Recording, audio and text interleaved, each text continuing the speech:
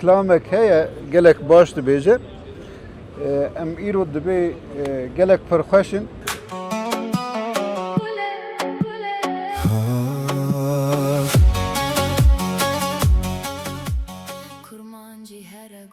Serokê Erbilê hevalê me hemû li vê derê ne birayê me li vir em pir xweş in.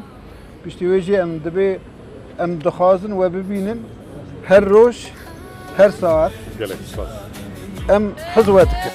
Gule ez tehiz dikim. Gule ez be tamamım. Gule, gule. Kurmancı here gule.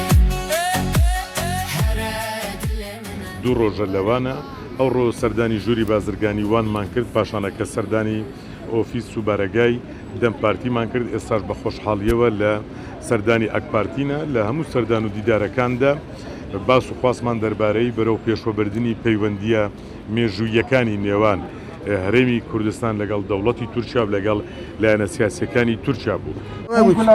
ممنون.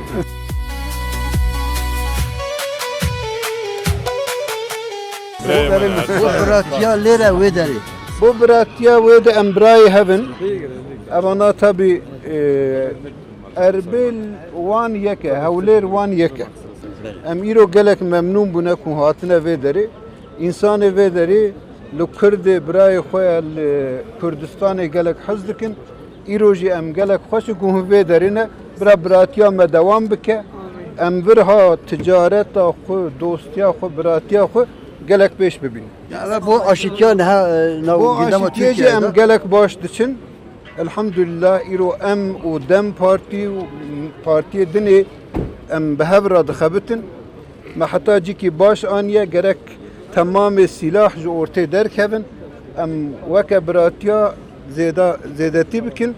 Vê derê jî kek Mesûd temamê îdare Kurdistanê heta roja îro alîkariya gelek baş kiriye em ji bona wê jî spas dikin. Serserim.